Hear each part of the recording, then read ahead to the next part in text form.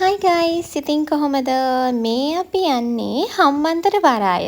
එහෙමත් නැත්නම් රුහුණු මාගම්පුර වරාය කියලා කටවහරෙත් හැඳින්වෙන ශ්‍රී ලංකාවේ දෙවන ජාත්‍යන්තර වරාය වන හම්බන්තොට ප්‍රදේශයේ පිහිටලා තියෙන හම්බන්තොට වරායට.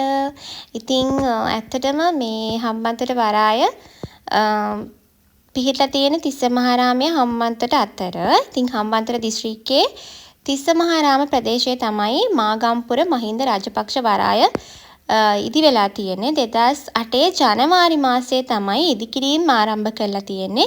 2010 නොවැම්බර් මාස 18 වෙනි දින තමයි අතිගරු ජනාධිපති මහින්ද රාජපක්ෂ මහතා විසින් කරදියවර මංගල්‍යයක් පවත්වලා විවෘත කරලා තියෙන්නේ. මේ වරායේ නැංගුරමල් පොළවල් 3ක් තියෙනවා. චීන රාජ්‍යයේ මූල්‍ය අනුග්‍රහය ලබාගෙන තමයි මේක නිම කරලා තියෙන්නේ. මේ වරාය ලොව ප්‍රථම අභ්‍යන්තර වරාය වෙනවා. කියන්නේ රට අභ්‍යන්තරයේ තියෙන පළවෙනි වරාය වෙනවා. ප්‍රථම අධීර ආයෝජනය ඇමරිකන් ඩොලර් මිලියන 361ක් වෙනවා. ඉන්න 85%ක් සැපයුනේ චීනෙන්. ඉතින් මේ වගේ විස්තරයක් තමයි මට හොයාගන්න පුළුවන් උනේ මේ වරාය ගැන. ඉතින් මං හිතන්නේ මම 2008 මේක පටන් ගත්තට පස්සේ වරාය හදන්න පටන් ගත්තට පස්සේ අර ඉස්කෝලේ ළමයිට බලන්න අවස්ථාව දුන්නානේ. ඒ අවස්ථාව දුන්න මොහොතේදී අපි ගියා. යනකොට අපිට අර පහළ තියෙන view point එකට තමයි අපිව එක්කන් ගියේ. හැබැයි අපි දැන් මේ ඉන්නේ ඉහළම තියෙන view point එකේ. මෙතෙන්ට ගියාම කොහොම පේනවා. මුළු වටපිටාවම පේනවා.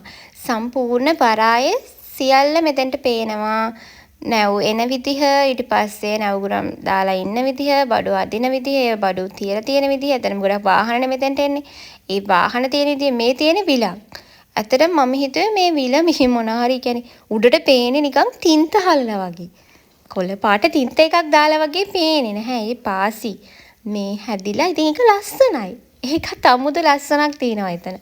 ඉතින් ඔන්න ඔය විදිහේ ලස්සන view එකක් තියෙනවා මෙතෙන්ට. ඉතින් මං හිතන්නේ මේ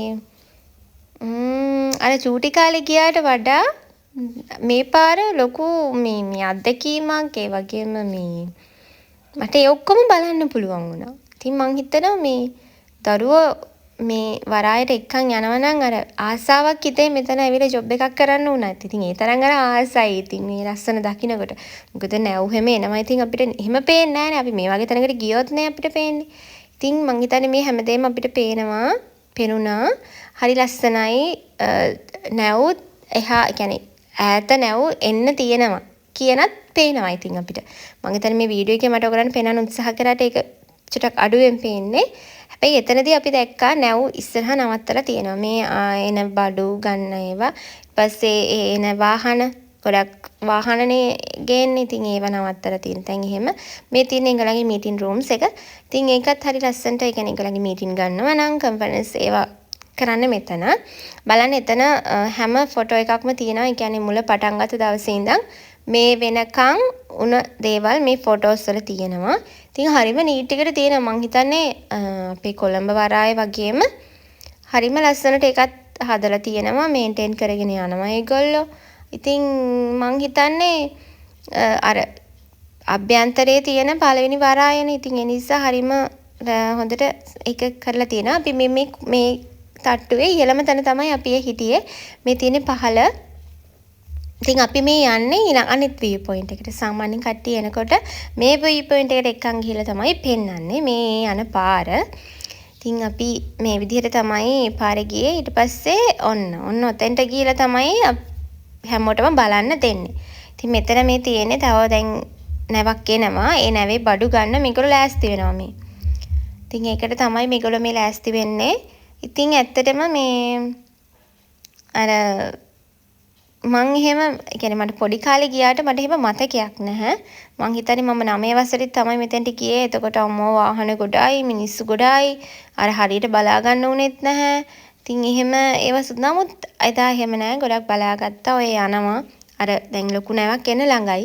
ඉතින් ඒ නිසා ඒකට ඒගොල්ලෝ සූදානම් වෙනවා.